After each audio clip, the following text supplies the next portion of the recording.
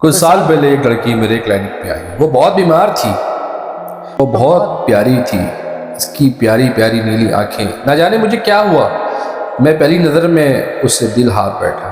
लेकिन मैं खामोश रहा, उसका इलाज जारी रहा।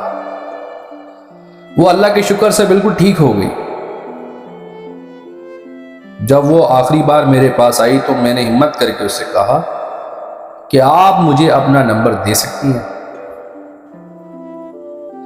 ये तो मेरे शोबे के खिलाफ था, मगर मैं नादान था। इसने मेरी तरफ देखा और फिर अपना नंबर दे दिया। वो इतनी खूबसूरत थी, मैंने बता नहीं सकता। इसकी नीली सी आंखें, कंदमी सा रंग, मुस्कुराती तो डिंपल पड़ते, बहुत खूबसूरत मुलायम बाल। मैंने उसे कॉल की, वो मुझे पहचान गई। जी डॉक्टर साहब, मुझे यकीन था आपका फ़ोन ज़रूर आएगा। मैंने पूछा, आप क्या कर रही हैं? जवाब आया, आहिस्ता से बोली, हालात से लड़ रही हूं। मैंने उसकी ये बात मजाक में टाल दी और पूछा, आप कहाँ रहती हैं? उसने बात बदल दी, छोड़े डॉक्टर साहब, जहां भी रहती हूं। आप बताएं, आपने क्यों लिया मेरा नंबर और कॉल क्यों की? मैंने मुस्कुरा कर पूछा, आप जानती अल्लाह पाक ने आपको कितना प्यारा बनाया। आप बहुत प्यारी हैं। ये सुनकर वो खामोश हो गई। बोले, डॉक्टर साहब, प्यार होने से क्या होता है, काश नसीब भी प्यारे होते।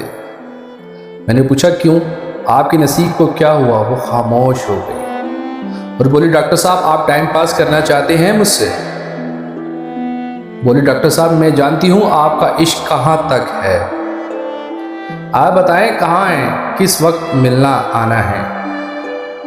ये बात सुनते ही मेरे रोंगटे खड़े हो गए। मैंने उससे कहा, तुम्हें बात करने से पहले सोचना चाहिए था, मैं ऐसा नहीं हूं। फिर मैंने उससे पूछा, तुम्हारी फैमिली में कौन कौन है? बोली, बस अम्मी और 2 छोटी बहनें।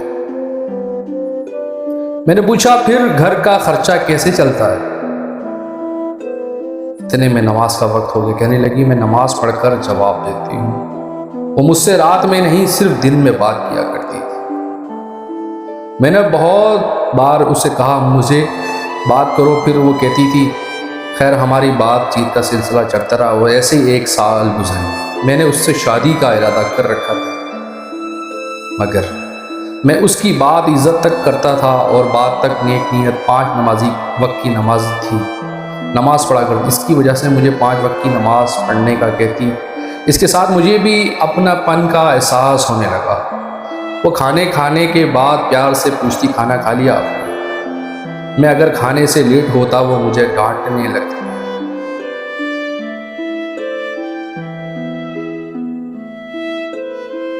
वो कहती थी, डॉक्टर साहब, आप बहुत अच्छे इंसान हैं। मैं आपके लिए बहुत दुआएं करती हूँ। अल्लाह पाक आपको बहुत अच्छा हमसफर अता करे। मैंने तड़प कर जवाब दिया, मेरी हमसफर बस आप ही हैं। मैं बस आप ही से शादी करूंगा। इस बात पर वो बहुत जोर से हंसने लगी। बोली, डॉक्टर साहब, आपके काबिल मैं नहीं हूं। वो हमेशा मेरी बात अधूरी छोड़ दी थी और इसमें ऐसे जैसे डांटता हूं, गुस्सा नहीं करती थी। मेरी डांट, मेरा गुस्सा, मेरा सख्त लहजा सब बर्दाश्त कर लेती। एक दफ़ा मैंने उसे कहा, मैं तुम पर इतना गुस्सा करता हूँ, तुम्हें बुरा नहीं लगता? बोली, डॉक्टर साहब, मैं आपके गुस्से पर कुर्बान जाऊँ। मैं तो आपके कदमों की लिपट जाऊं। बस मैं आपकी इस मोहब्बत पर मिट जाता था। घर में शादी की बात होने लगी तो मैंने अपने अब्बू को बताया, मैं एक लड़की को पसंद करता हूँ, मुझे वो पसंद है, मैं उससे बहुत मोहब्बत करता हूँ। अम्मी अब्बू फ़ौरन मान गए कि बेटा, ज़िंदगी तुमने गुजारनी है जैसे तुम्हारी मर्ज़ी।